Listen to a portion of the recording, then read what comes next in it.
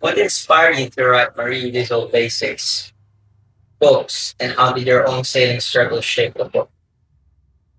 Actually, what inspired me to do the book and to become a marine mechanic were my own problems. I was with my second boat sailing up in subarctic Labrador, which is opposite Greenland. So think rocks, fog, and icebergs. And it's a fairly isolated coast. It's 1,000 miles. There are 4 small communities. So in between, there is nothing but wilderness. And I had a lot of mechanical trouble in several summers. And at the end of one particular summer, I decided that it was so stressful that I either had to learn or give up. So I decided that I would go to college and train as a mechanic. So that's what I did. I trained as a marine mechanic. Then I was very, very fortunate to have 2 wonderful mentors. One had me working in Toronto, and he was very keen to teach me. Not only that I do work for him, but also ask me, why am I doing it this way? How could you do it differently? And all things like that. We used to talk about that over lunch, over our sandwiches.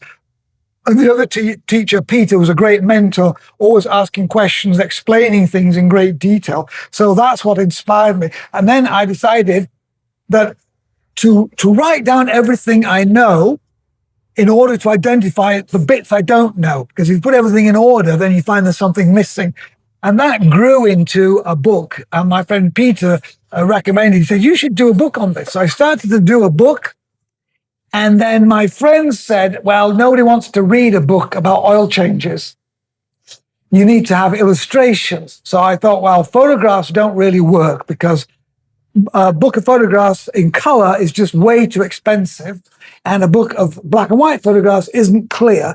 And also the problem with the photograph is that there is too much signal to noise. That is, if you show somebody who doesn't really know much about an engine, the entire engine, and ask them to find one part, they won't know what they're looking at.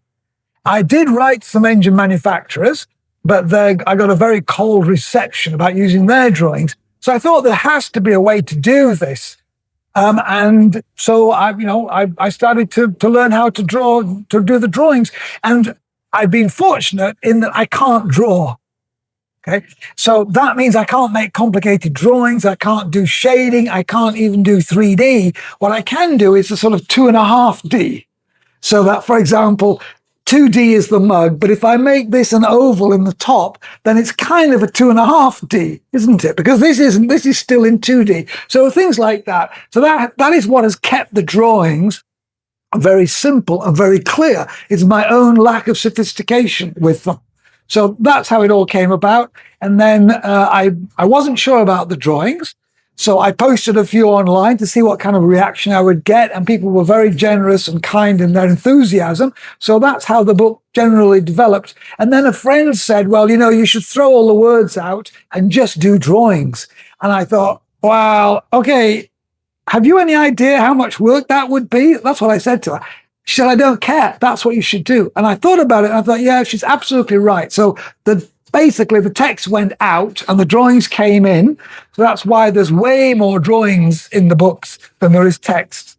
But it's a lot easier. When you see things, most people can understand once they see something. But using a lot of words to describe something is, just gets everybody confused, I think.